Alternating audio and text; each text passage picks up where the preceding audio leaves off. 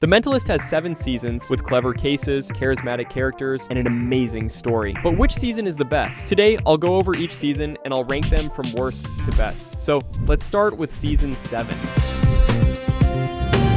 Season 7 is the final chapter of The Mentalist, picking up after Jane's dramatic airport confession that kept Teresa from leaving for Washington. I love you, Teresa, and it makes me happy to be able to say that to you. Jane and Teresa are officially a couple now, but choose to keep their romance secret from colleagues, adding a playful tension in the office. Without Red John looming, the tone shifts to more character-driven cases, though the danger still lurks. Early on, the team tackles everything, blending lighthearted cons with classic whodunits. But we do get some dark episodes here that remind us that the show can still hit hard emotionally. Overall, despite being the shortest season with only 13 episodes, Season 7 still offers up a very memorable mix of cases. Admittedly, a few early investigations feel like standard fare, entertaining but lacking the high stakes of earlier seasons. However, the highlights truly shine through. Little Yellow House gives Teresa a personal spotlight as a family-related murder forces her to confront her past. Copper Bullet is a fan favorite for its clever con, where Jane devises an elaborate scheme to protect Abbott from a ruthless blackmailer. The most intense episode is Nothing Gold Can Stay, a tense case that ends in a heartbreaking loss of Michelle Vega. The 2-part series finale deliver both nail-biting suspense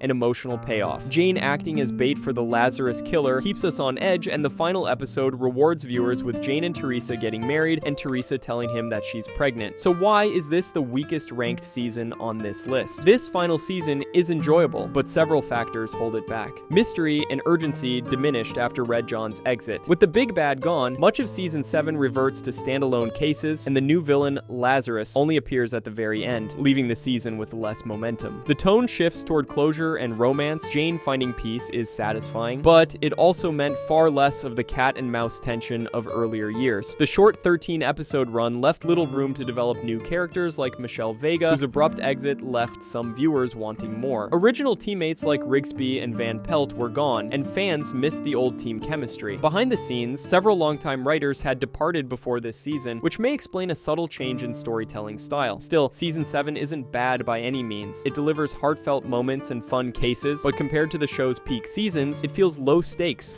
and rushed. After Season 3's explosive finale, Season 4 opens with Patrick Jane on trial for shooting a man he believed was Red John. Jane manages to escape murder charges and returns to the CBI. He returns under new leadership, the young CBI director Luther Wainwright, who brings a different energy to the team. Oh, come on. He's a pathetic little mewling mama's boy. He's still got a milk on his lip. Look at him. Huh? Jane's obsession with Red John grows even more, but with Red John seemingly quiet, many cases this season are standalone. Still, the team tackles intriguing mysteries. Teresa and her agents solve cases ranging from high society murders to bizarre con games, all while keeping an eye on Jane's fragile mental state. The tone this season darkens at times, where Jane's guilt and desperation show, especially on the anniversary of his family's death when he nearly gives up his quest. But there are lighter moments too, as Jane's antics remind us of his charm. By the finale, Red John's shadow looms once more. Jane hits rock bottom and executes a risky gambit involving a mysterious woman named Lorelei Martins. Season 4 has a mix of solid cases and a few forgettable outings. With Red John largely in the background, some mid-season episodes feel like standard procedurals without the show's usual edge. However, there are several standout chapters. Blinking Red Light is mine and a fan favorite. A chilling story where Jane goes toe-to-toe with a smug serial killer, ultimately using Red John to deliver justice in a jaw-dropping twist. If you still haven't, I've made a separate video on this episode alone, so go check it out after this video. On the lighter side, Fugue in Red offers a fun change of pace, as Jane reverts to his pre-CBI conman persona due to temporary amnesia, giving us comedic insight into his character. The series also dives into Jane's darker psyche. Red Rover sees him emotionally unravel on the anniversary of his family's murder, delivering one of Simon Baker's most haunting performances. And of course, the finale, The Crimson Hat, pulls out all the stops.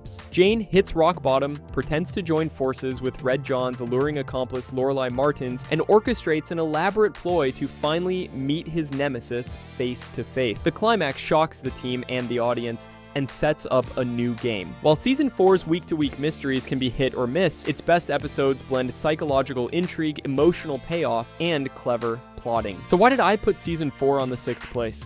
Well, It's because this season had a placeholder feel coming off the highs of Season 3. Without significant progress in the Red John saga until the finale, some fans found the overall drive lacking. The show's usual tension dips, Red John stays mostly off-screen, and the stakes feel lower for much of the season. While Season 4 certainly has great moments and some of my personally favorite episodes, it also suffers from an uneven middle stretch. A number of standalone cases, though entertaining, felt less connected and urgent, giving the season a more procedural feel that not everyone enjoyed. The introduction of CBI director Wainwright and the FBI's brief involvement added new wrinkles, but weren't enough to recapture the intensity of earlier seasons. On the positive side, Season 4 did lay important groundwork. It introduced Lorelai Martins, who most people, including me, loved seeing on screen, as well as following her storyline. This set the stage for the eventual Red John climax. Many fans view Season 4 as a step down from the show's peak years. The hunt for Red John comes back to life in Season 5. After a frustrating year, Patrick Jane refocuses on identifying the elusive killer. This season's main arc zeroes in on Jane's secret list of Red John suspects. Teresa faces her own trials, notably a cat-and-mouse chase with wealthy sociopath Tommy Volker, which adds a dark side plot that tests her resolve. Season 5 delivers several memorable moments, even as it occasionally slows down to set up future payoff. On the Red John front, key episodes stand out. Red Sails in the Sunset sees Jane pull off a daring mission to break Lorelai Martins out of federal custody. The Red Barn uncovers a decades-old crime scene with Red John's signature, tying the serial killer to the cult Visualize. This revelation raises the stakes. Even some standalone episodes like Devil's Cherry offers a deep look at Jane's psyche, and Teresa's intense pursuit of Tommy Volker reaches a satisfying climax. The finale, Red John's Rules, is one of the series' most tense hours. Red John strikes in brutal fashion to send Jane a message. By most measures, Season 5 is a strong chapter, but it falls just short of the series' upper echelon. The big thing here was the Red John manhunt stepping up, which fans loved. However, this season also spends a lot of time laying groundwork for the payoff in Season 6, resulting in a slightly uneven pace. Some episodes feel more like setup than self-contained thrillers, which can dampen the momentum. Unlike the very best seasons, Season 5 doesn't have a singular climactic catharsis. Red John's identity remains unresolved by the finale, leaving some viewers somewhat frustrated. On the plus side, Season 5 gives us compelling character development and plenty of clever mentalist schemes, all of which keep it highly entertaining. Season 6 is effectively 2 seasons in one, delivering the long-awaited Red John climax and then boldly rebooting the series. The first half of the season races toward the Red John reveal. Jane finally zeroes in on the remaining suspects on his list. The tension ends in episode 8 called Red John, when Jane comes face-to-face with his nemesis in a chilling showdown and ultimately gets his revenge. After this cathartic climax, the show shifts gears. The CBI is dismantled, 2 years pass, and Jane is living off the grid until the FBI entices him back to work. In the second half of Season 6, Jane and Teresa join the FBI in Texas under Agent Dennis Abbott. The tone in these episodes is lighter and more playful at times, but there are still high-stakes cases to solve. By the finale, Jane and Teresa's relationship reaches a milestone, and Jane confesses his love in an airport chase, giving the season an emotionally satisfying end. Season 6 is packed with pivotal episodes that could each be a series game-changer. Red John, which is perhaps the most anticipated episode of the entire series, where Jane finally identifies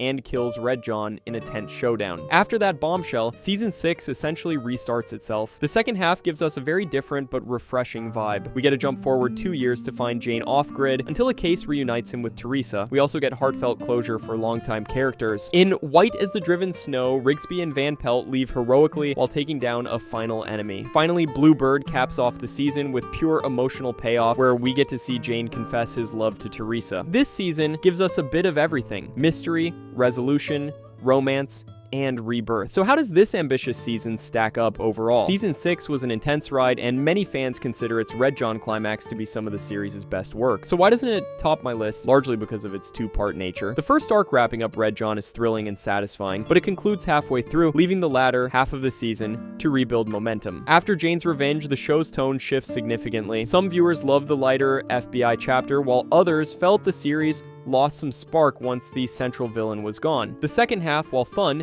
can feel like a different show, which, don't get me wrong, is a refreshing change for some, but less gripping for those who crave the singular focus of the Red John years. Building on the foundation of Season 1, the second season raises the stakes and deepens the mystery of Red John. Patrick Jane and the CBI continue cracking clever, standalone cases, but the feeling of Red John being close is huge. Agent Sam Bosco takes over the Red John investigation early in the season, causing friction with Jane. Jane's past and psyche are further explored, where we see his vulnerabilities when psychic Christina Fry enters his life and later becomes a target of Red John. The tone grows darker. Mid-season, Red John strikes brutally by massacring Bosco's team inside CBI headquarters, a gut punch that forces director Minnelli to retire and leaves Jane more driven and guilty than ever. Yet, Season 2 also retains the wit and warmth from the first year. Jane's cheeky cons and the team's shenanigans provide lightheadedness between the high-tension arcs. In the finale, Red John's presence becomes terrifyingly direct when Christina Fry arrogantly reaches out to the killer on live TV, leading to her eerie disappearance and a chilling encounter that shows Red John is far from done. Season 2 masterfully balances weekly mysteries with escalating mythology, setting the stage for even darker times ahead. And this season is often cited by fans as the year The Mentalist truly found its groove. It's hard to pick highlights because the overall quality is high, but several episodes stand above the rest. His red right hand is a major turning point, a shocking massacre at the headquarters orchestrated by Red John that shatters the team's sense of security. The blend of horror and mystery left viewers stunned. On a lighter note, Redline is a fan favorite set in the luxury car world that perfectly showcases Jane's playful sleuthing and the team's chemistry. Red Badge puts Teresa in the spotlight as she's framed for murder, forcing her to confront her past and allowing Jane to prove her innocence, a great character-driven story. And the finale, Red Sky in the Morning, cranks up the tension. Season 2 also offers gems like Blood In, Blood Out, where Cho faces his gang past, which deepen characters while delivering clever cases. With its mix of ingenuity, humor, and escalating danger, Season 2 kept viewers hooked from start to finish. I ranked Season 2 as the third best season, and for good reason. This year is incredibly consistent since it took the strong formula of Season 1 and improved upon it by adding more mythology and emotional weight. Many fans adore Season 2's balance of fun and suspense, so why not higher? Because the top 2 seasons deliver even bigger payoffs. Season 2 brilliantly builds tension, but it's still a build-up phase for the Red John saga. In Season 2, Red John remains mostly in the shadows, and while that slow burn approach is fantastic, it also means this season doesn't have the cathartic resolution that Season 3 provides. Additionally, some of the team subplots like Rigsby and Van Pelt's forbidden romance, for example, are enjoyable, but not as iconic as the arcs in the very top seasons. In short, Season 2 is an excellent, well-rounded season, a near-perfect blend of procedural charm and creeping myth arc tension. The season that introduced us to Patrick, Jane, and the CBI holds a special place. Season 1 establishes the show's winning formula: clever, self-contained mysteries solved by Jane's razor-sharp observation and mischievous mentalism, all underpinned by the darker thread of Red John. We meet Jane as a trauma-haunted showman seeking redemption, and his partnership with no-nonsense agent Teresa forms the heart of the series. The team comes together, and their chemistry and banter give the show warmth even as they tackle gruesome crimes. Notably, Season 1 sprinkles in Red John lore sparingly but effectively. The very first episode hooks us with Jane's tragic backstory and a fake-out Red John case. Mid-season, Red John's friends has Jane going rogue on a quest for information about his nemesis. And the finale, Red John's Footsteps, is a nail-biter that brings the killer uncomfortably close. A young girl is abducted, a blind Red John's friend is introduced, and the episode ends with Jane coming this close to catching his enemy before Red John slips away. Tonally, Season 1 is a bit lighter than later years since Jane often uses cheeky tricks to flush out culprits, and episodes range from serious to outright hilarious. But even in this introductory season, the show doesn't shy away from emotion or creepiness. Season 1 sets the stage and does it with style, instantly making us care about this team and the mystery haunting them. I put Season 1 in the runner-up position because while it's excellent, it served as just the opening act for the series' peak. Season 1 introduced the world of The Mentalist with near-perfect execution. The character dynamics, the blend of dark and light, and the intriguing drip of Red John lore were all fresh and captivating. The only reason it's not number 1 is that Season 3 exists. Compared to what Season 3 delivers, Season 1's narrative hasn't hit its full stride in the Red John saga. In the first season, Red John is more of an ominous background figure. Like, yes, the stakes are high, but they'll climb much higher later. Season 1 also spends more time on standalone cases. Essentially, Season 1 built the machine that later seasons ran with. It's a fantastic season, and there's a strong argument that it's the most consistent season quality-wise, but it doesn't quite reach the dramatic peak and emotional payoff of my top pick. Season 1 left us hungry for answers, while Season 3 delivered them. Season 3 is often regarded as The Mentalist at its best, and it's easy to see why. This season pays off multiple long-running threads and pushes Patrick Jane to his limits. The Red John mythology takes center stage, where Jane becomes increasingly consumed with catching the killer, and Red John starts striking closer to home. Early in Season 3, the phrase Tiger Tiger hints at a wider conspiracy within law enforcement, and a suspected Red John operative is assassinated right under the CBI's nose, signaling that a mole is lurking in the bureau. The CBI gets a new boss, Madeline Hightower, and we get the amazing Agent LaRoche, who's brought in to sniff out the internal leak. The team itself goes through ups and downs. Rigsby and Van Pelt's Forbidden Office romance ends, and Van Pelt's new fiancé, FBI agent O'Laughlin, ends up being Red John's associate. As the season progresses, Jane finds himself in a deadly chess match with Red John's network. Cult leader Brett Stiles and the Visualized sect pop up with cryptic clues. Old allies and adversaries re-emerge, and Jane's behavior edges toward obsession. The tone of Season 3 is notably darker and more serialized than prior years, yet it never loses the show's charm. We still get clever standalone cases, but even one-off episodes often feed the larger plot. By the time we reach the two-part finale, Strawberries and Cream, the dominoes all fall into place. The CBI mole's identity is exposed, Red John's secret society is revealed,